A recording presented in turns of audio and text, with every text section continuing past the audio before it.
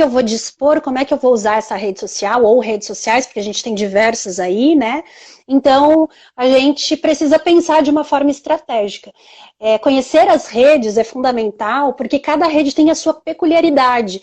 Por exemplo, Instagram, Facebook, LinkedIn são redes passivas. O algoritmo te apresenta o conteúdo. O YouTube não, o YouTube é uma rede ativa, você escolhe o que você quer ver. Então você faz, né? Hoje em dia o YouTube, por exemplo, é o segundo buscador depois do Google, né? Então, você entender como é que é o YouTube, você entender como é que é o algoritmo, como é que você posiciona vídeos, faz a diferença para que você mostre cada vez para mais pessoas. Porque inicialmente as redes sociais, elas não são feitas para fazer negócio. A gente que usa isso estrategicamente para poder atrair, né, mais clientes. Eu, por exemplo, não faço atendimentos presenciais. O meu negócio é único e exclusivamente virtual. Então, né, eu tive que me aperfeiçoar, quase 3 anos eu estou estudando sobre isso, e hoje, né, quando a gente acontece tudo isso que está aí, né, todo mundo está vivenciando isso, isso não, na verdade, interferiu muito pouco no que eu já fazia, né? Então, assim, a gente precisa pensar que pode ser que eu tenha um negócio físico, né? Mas as redes, elas irão atrair novos clientes, porque de repente eu posso pensar em fazer uma transição ou conciliar, né, o espaço físico com o espaço virtual. De repente eu tenho uma loja e eu monto um e-commerce junto com o meu negócio físico, né? Então, hoje em dia, todo mundo usa as redes, né? Porém, existe todo um percurso e um entendimento de como funciona cada rede. Então, a gente precisa saber onde está meu público, né?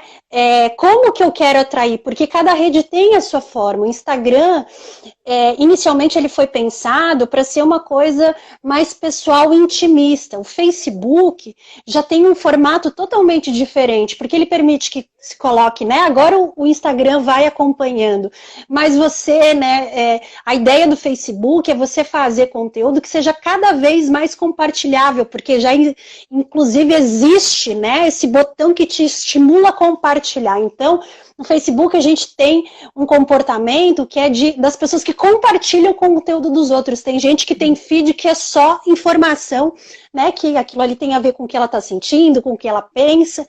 Então, o Facebook tem uma característica própria. O Facebook, por exemplo, é uma rede que as pessoas mais velhas estão no Facebook. Elas ainda não foram para o Instagram, porque, né, o perfil das pessoas que estão no Instagram, né, elas são um pouco mais jovens. Evidente que isso daí vai evoluindo, né? Então a gente tem que estar sempre atento ao que acontece. Então, como eu falei para vocês, a gente precisa entender como cada rede, LinkedIn, por exemplo, é uma rede estritamente profissional. Lá você vai falar com profissionais, então você tem que entender, né? Sobre redes mesmo, né, a gente precisa entender o algoritmo, entender como é que funciona. Antigamente, até 3, 4 anos atrás, o Instagram, você via tudo o que todo mundo postava. Conforme a rede foi crescendo, eles tiveram que selecionar isso, porque não tinha como eu seguir, né? O Instagram, o máximo que você segue são 7.500 pessoas. Imaginem se a gente fosse acessar tudo que 7.500 pessoas visualizam. Então, o algoritmo foi selecionando isso, né? Você tem interação aí com as pessoas que você mais se envolve, né? Então, quando a gente cria um conteúdo no Instagram, especificamente, a gente tem que pensar que é importante, né, as métricas de engajamento. Não é ter curtida, né, e comentário. Isso daí faz parte, né, do trabalho. Porque, na verdade, o que importa é o conteúdo. Então, se você tem uma loja, né, você vai fazer um conteúdo para que as pessoas compartilhem, comentem, mas principalmente que você faça vendas, né? Então, o objetivo é sempre fazer vendas. Métricas são importantes porque elas vão nos dando padrão do que eu estou acertando, do que eu estou errando na minha comunicação, mas o objetivo nunca é curtida e comentário. Nem para as influenciadoras, porque as grandes influenciadoras, existe uma estratégia de venda por trás que em determinados momentos elas vão vender alguma coisa. A gente teve um caso aí muito... O Instagram até tirou, né, a visualização de curtidas. Porque antes você conseguia ver as curtidas das pessoas, né? e tem um tempo que ele tirou isso. Se ninguém consegue mais Sim, é. curtida com o outro, Isso, isso. Eles começaram isso, né? O Brasil é um dos países testes, em outros países eu acho que eles começaram na Holanda, se eu não me engano, e depois vieram testar, porque isso tem causado ao usuário do Instagram um comportamento disfuncional, porque a gente tende a expor a nossa vida para ganhar like, né? E quando o like, na verdade, não é o interesse principal, né? Então eles tiraram, pode ser que volte, não há nada certo ainda, né? Como eu falei, o Brasil aí como um dos maiores usuários aí, o Brasil vem ganhando campo, né? Então eles começaram implementando aqui no Brasil.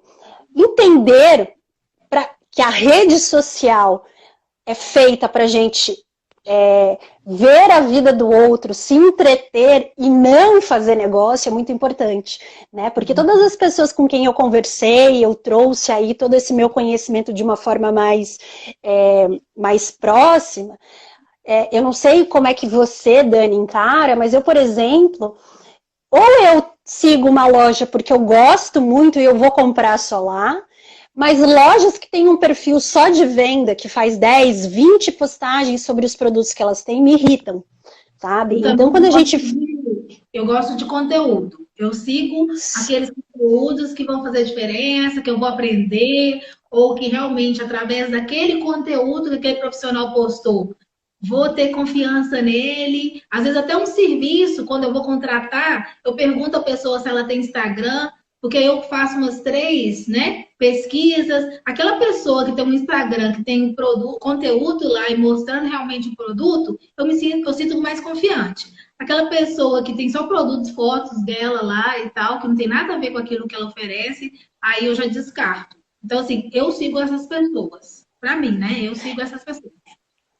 E aí a gente tem que entender, né, sempre o que eu falo é que ver o que atrai, né, é importante para que a gente modele, talvez, como a gente vai projetar a nossa rede social, né? Então tem aquelas pessoas que você vai ver tudo que ela produz porque te interessa. Então entender qual é, por que me interessa aquilo, é uma forma interessante de repente modelar e trazer para minha estratégia de conteúdo no meu negócio, né? Então assim, a gente disputa a atenção com muita gente. Então quando eu consigo atrair a atenção de forma correta, isso já me dá, né, uma chance de mostrar para essa pessoa o que eu tenho para falar. Né? Então, assim, hoje, por exemplo, um perfil médio aí de 20 mil seguidores, 50 mil seguidores, o alcance do Instagram é 10%. Então, se eu tenho 20 mil, eu alcanço 2 mil. Né? Perfis maiores, perfis acima de 100 mil, eles tendem a ter 1% de alcance. Perfis menores alcançam muito mais. Às vezes a gente pensa que ter muitos seguidores significa que a gente vai fazer muito negócio, e talvez isso não seja verdade.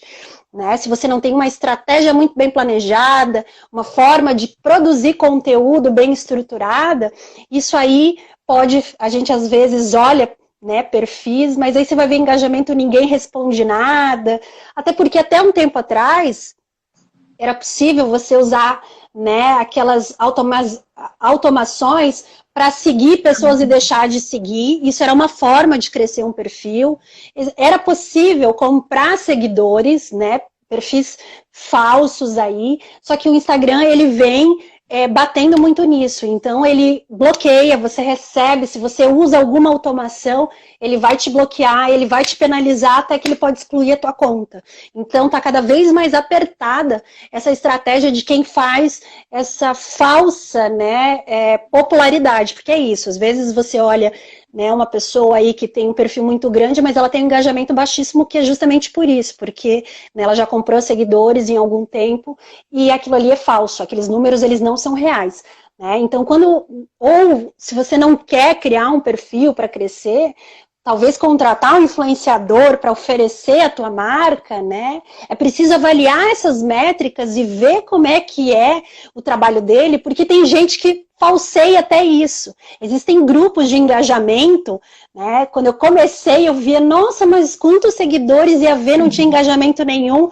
É que se cria grupos de WhatsApp para fazer com que várias pessoas curtam, para dar essa falsa sensação de crescimento, mas não significa venda. Então, né, para quem não conhece... Porque os amigos para quem compartilhando e comentando não são futuros clientes, no caso, se a intenção da pessoa é vender, né? Então, esses grupos aí não fazia sentido no momento. É que, na verdade, para um influenciador, isso quem olha de fora e de repente eu vou fazer um negócio com você, vou falar, Dani, eu vou te pagar X reais para que você anuncie o meu produto.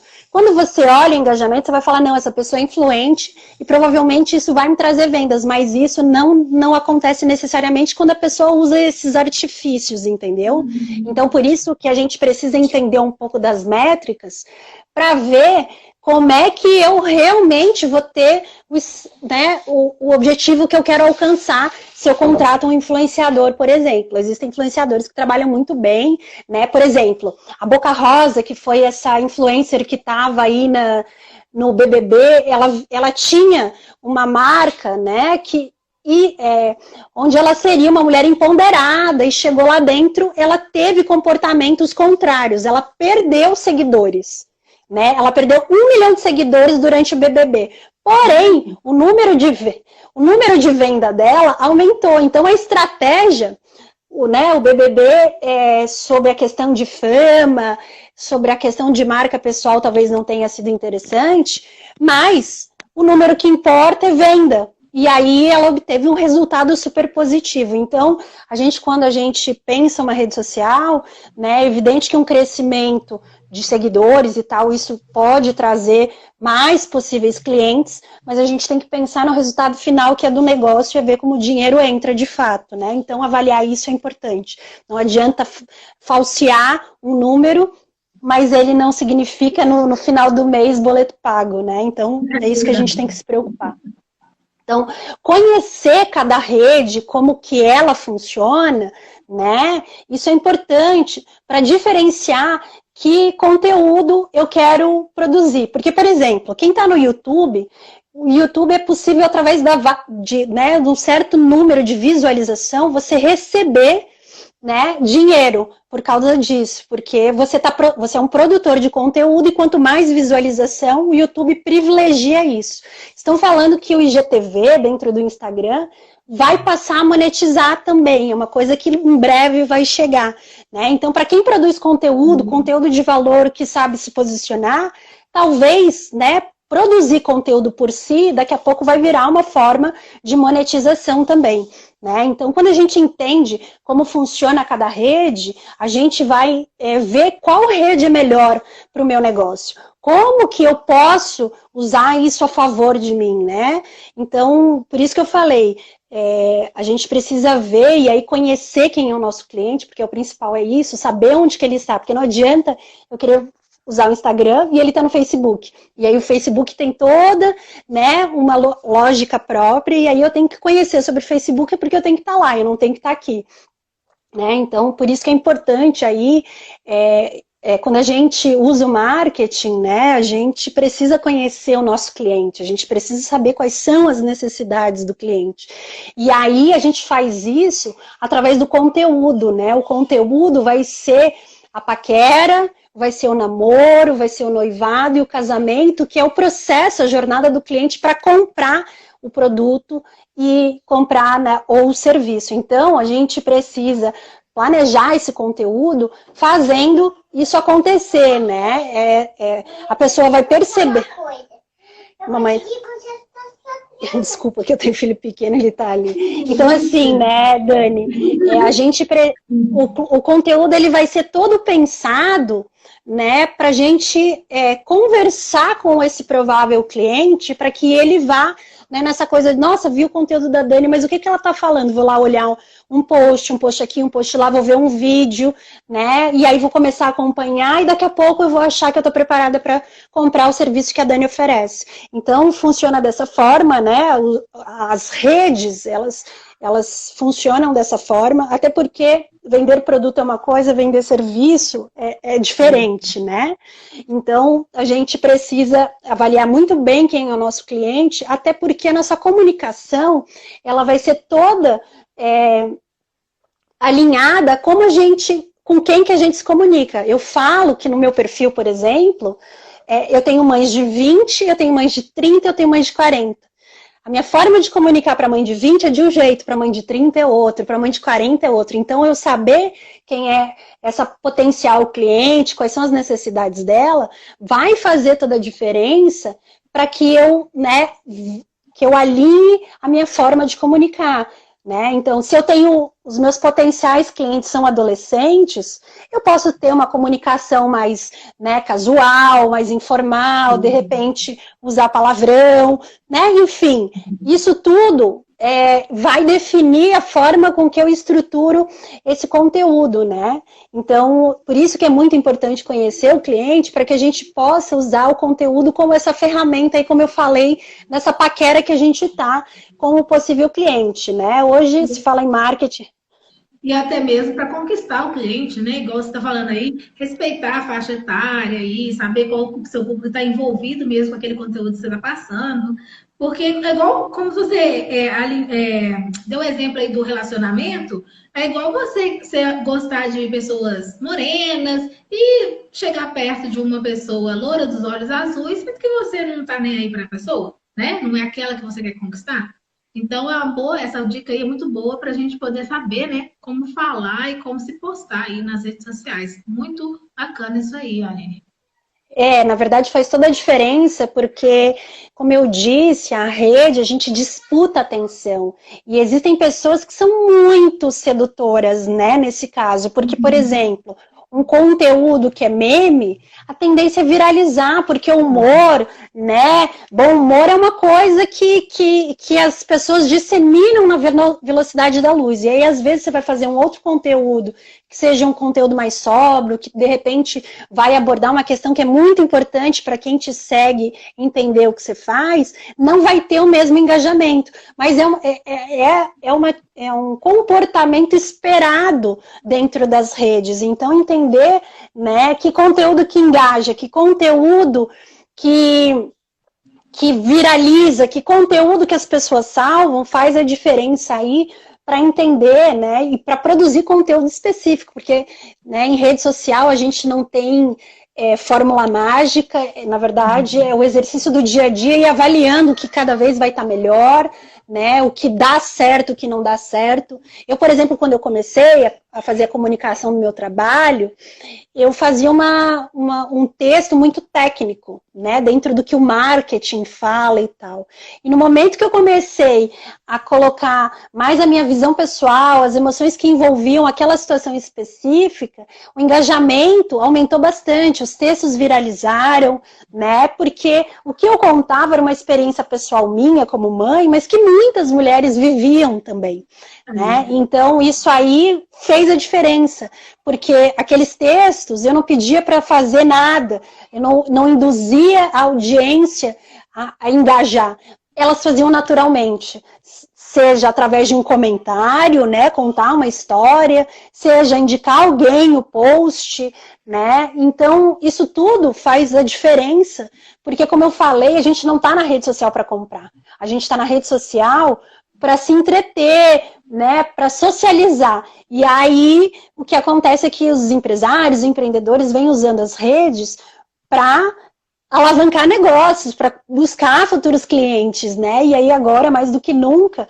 é uma necessidade, porque quem não quer parar no tempo vai precisar usar as redes para fazer isso, mais do que nunca. Se não começou ainda, ou se está fazendo e não está dando muito efeito, vai ser necessário pensar de uma forma estratégica e alinhar isso para começar, né, começar a ter resultados mesmo, porque as redes aí, né? Tanto que a profissão de social media, que é o profissional que produz conteúdo para os outros, né? Ele vai entender o que a Dani precisa e a partir das necessidades da Dani, ele que vai produzir conteúdo, porque infelizmente nem todo mundo tem a condição de produzir conteúdo. Então seria um profissional freelance aí que vai fazer um conteúdo e ele vai entender qual é o teu negócio, o que você precisa, quem é o teu cliente, e ele vai desenvolver toda essa estratégia de conteúdo para que você não precise pensar nisso, focar nisso. Né? Então, pequenos empreendedores aí tendem a fazer sozinho, mas tem gente que chega num patamar que precisa contratar alguém para fazer.